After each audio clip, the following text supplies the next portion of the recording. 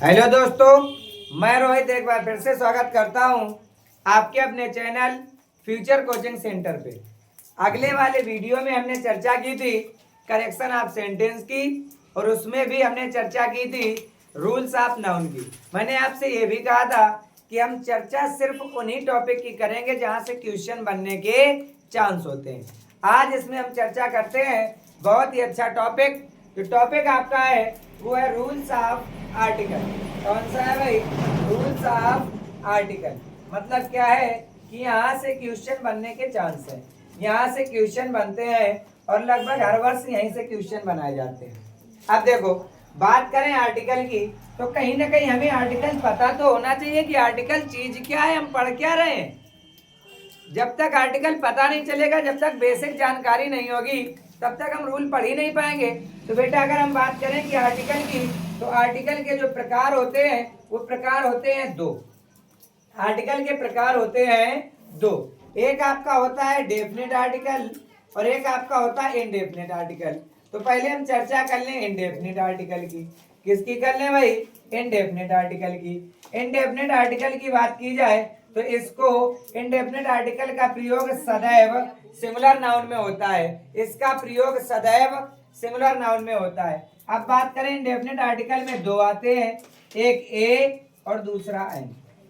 बात करें definite article की तो जो डेफिनेट आर्टिकल होता है, डेफिनेट आर्टिकल में सिर्फ और सिर्फ एक ही आता है। डेफिनेट आर्टिकल में क्या आता है? डेफिनेट आर्टिकल में आता है सिर्फ और सिर्फ वो आता है आपका द। क्या आता है भाई? द। अब बात ये है कि डेफिनेट आर्टिकल दोनों में प्रयोग होता है, चाहे सिंगुलर हो चाहे प्लूरल हो। लेकिन जो इनडेफिनेट आर्टिकल होता है, इनडेफिनेट आर्टिकल सिर्फ और सिर्फ एक ही में प्रयोग होता है, वो होता है सिंगुलर में। अब देखो भाई, चर्चा अगर हम करें इनडेफिनेट आर्टिकल की, किसकी चर्चा करें भाई? इनडेफिनेट आर्टिकल की। तो अगर इनडेफिनेट आर्टिकल की चर्चा करेंगे कि इसमें होता क्या है, तो इसमें होता ये है कि ये सदैव सिंगुलर नाउन से पूर्व आता है। ये सदैव सिंगुलर नाउन से पूर्व आता है। ये सदैव सिंगुलर नाउन से पूर्व आता है। अब बात ये है कि ये तो दोनों में बेसिक हो गई जानकारी, चाहे वो आपका ए हो या आपका एन हो, दोनों में बेसिक जानकारी हो गई कि ये सदैव सिंगुलर नाउन से पूर्व आता है। अब बात की जाए किसकी? बात की जाए अगर कि अब ए का प्रयोग कब होता है, एन का प्रयोग कब होता है। क्या बात की जाए कि ए का प्रयोग कब होगा और एन का प्रयोग कब होगा। तो बेटा अगर बात करें हम ए के प्रयोग की, किसकी बात करें? ए का प्रयोग। किसकी बात करें भाई? ए का प्रयोग। देखो भाई, ए के प्रयोग की बात करें कि ए का प्रयोग कहाँ कहाँ पर होता है, तो रूल नंबर फर्स्ट ये होता है कि जो शब्द कॉन्सोनेंट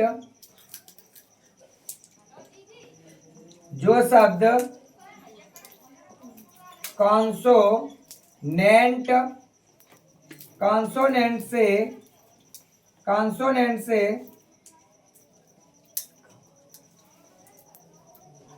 प्रारंभ हो तथा वे एक वचन हो या सिंगुलर हो, तथा वे सिंगुलर हो तो उनके पूर्व ए का प्रयोग करते हैं। ए का प्रयोग करते हैं। देखो शब्द जैसे आपके दिए गए टेबल के अलावा बात की जाए चेयर के अलावा अगर बात की जाए बुक के अलावा अगर बात की जाए कैट के अलावा अगर बात की जाए डॉग। देखो सभी के सभी कॉन्सोनेंट से प्रारंभ है, और जब सभी कॉन्सोनेंट से प्रारंभ है तो सबके पहले हम क्या लगा देंगे? ए और ए। ये तो था ए के नियम का या ए का पहला नियम। रूल्स ऑफ आर्टिकल में हमने बात की है आर्टिकल की। तो आर्टिकल के प्रकार कितने होते हैं? आर्टिकल के प्रकार होते हैं दो, एक आपका इंडेफिनिट आर्टिकल, दूसरा आपका डेफिनिट आर्टिकल। इनडेफिनिट आर्टिकल का प्रयोग सदैव सिंगुलर नाउन से पूर्व आता है या सिंगुलर नाउन से पूर्व करते हैं। चर्चा की ए का प्रयोग, तो जो शब्द कॉन्सोनेंट से प्रारंभ हो, कॉन्सोनेंट से प्रारंभ हो तथा वे सिंगुलर हो तो उनसे पूर्व ए का प्रयोग करते हैं। हमने एग्जांपल्स आपको बताया, टेबल, चेयर, बुक, कैट और डॉग के पहले भी आप क्या लगा लीजिए, ए लगा लीजिए, क्योंकि ये भी तो आपका कॉन्सोनेंट से ही प्रारंभ है। नोट कीजिए इतना, फिर चर्चा करते हैं आगे। देखो भाई, अभी हमने पढ़ा कि जो शब्द कॉन्सोनेंट से प्रारंभ हो वहां पर हम किसका प्रयोग करते हैं, ए का प्रयोग करते हैं। अब देखो, कॉन्सोनेंट के अलावा ऐसा भी होता है कि जो शब्द किससे प्रारंभ हो, वोवेल से प्रारंभ हो, उनके पास भी हम, उनके पहले भी हम क्या लगाते हैं, ए का प्रयोग करते हैं। लेकिन कहां पर करते हैं, बात ये समझनी चाहिए। करने का मतलब ये कि जो शब्द भले ही वो आपके किससे प्रारंभ है, वोवेल से प्रारंभ है, परंतु उनका यदि उच्चारण कॉन्सोनेंट है तो वहां पर हम किसका प्रयोग करते हैं, वहां पर हम प्रयोग करते हैं ए का। किसका करते हैं, ए का। तो देखो जैसे नियम अगला आपका क्या कह रहा है कि जो शब्द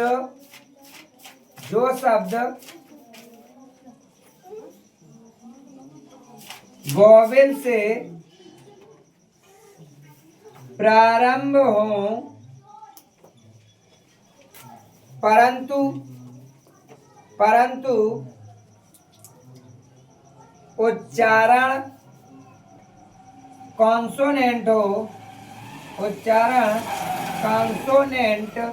हो तो उनके पूर्व आर्टिकल ए का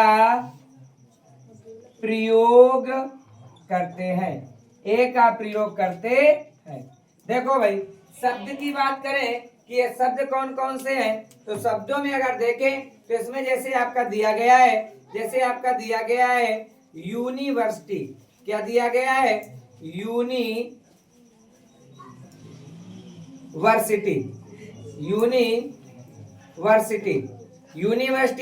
यूनिवर्सिटी के बाद में अगर हम बात करें यूनिट के बाद में अगर हम बात करें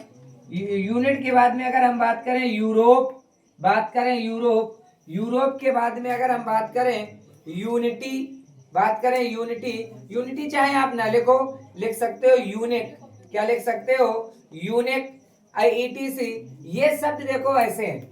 अब आप बात को समझना, यही शब्द नहीं, जैसे आपका दिया गया वन, क्या दिया गया है, वन अगर दिया गया है तो वन में भी आप यही लगाओगे, one hand man, one eyed man, मतलब एक आंख का आदमी, एक हाथ का आदमी, वन लेग मैन, एक पैर का आदमी।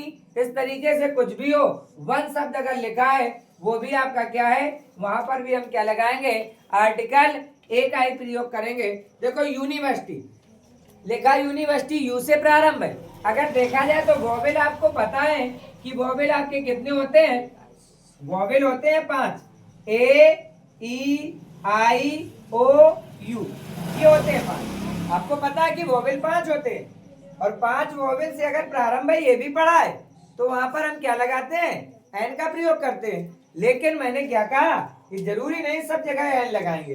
अगर देखो यूनिवर्सिटी को अगर आप देखोगे तो आप क्या बोलोगे, यूनिवर्सिटी को आप बोलोगे यूनी, इस तरीके से लिखोगे यूनी लिखोगे तो यायक काय से होता है, वाई से होगा, तो वाई के साथ में क्या आएगा, ए, क्योंकि वाई क्या है, कॉन्सोनेंट है।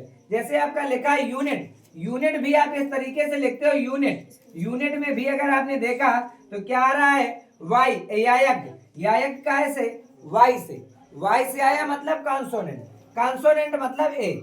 जैसे बात की जाए यूरोप, किसकी बात की जाए, यूरोप, इस तरीके से यूरोप लिखते हैं। अब अगर आप देखो यूरोप को इस तरीके से लिख रहे हैं तो मतलब ये कि यूरोप लिख रहे हैं आप, तो यूरोप में यायक का उच्चारण हो रहा है, फिर से वाई, और जब वाई आ रहा है तो आर्टिकल ए लगाएंगे।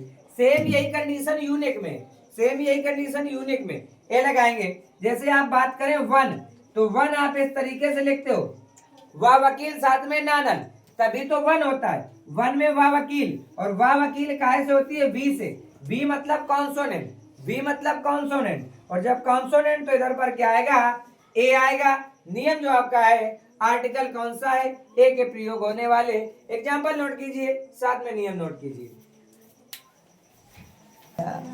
देखो भाई, आगे बात करें कि प्रति के लिए भी हम इसी का प्रयोग करते हैं, ए का। प्रति मतलब कैसे? प्रति मतलब ऐसे, जैसे कह दिया जाए कि कोई बाइक है, कह दिया जाए 60 किलोमीटर प्रति घंटे की चाल से चल रही है, तो क्या आ जाएगा बेटा? 60 किलोमीटर ए आवर या एन आवर, तब भी वहां पर हम ए या एन का प्रयोग करते हैं। आगे जैसे बात की जाए कि कोई चीज खरीदा, जैसे मान लो आपने केला खरीदे 1 दर्जन। देखो यूपी है, यूपी में कानपुर देहात है जहां सिर्फ आपको दर्जन में मिलते हैं। आगे आप जालौन जिला जाइए या दूसरे जिला जाइए, वहां पर भी आपको तौल में ही मिलेंगे।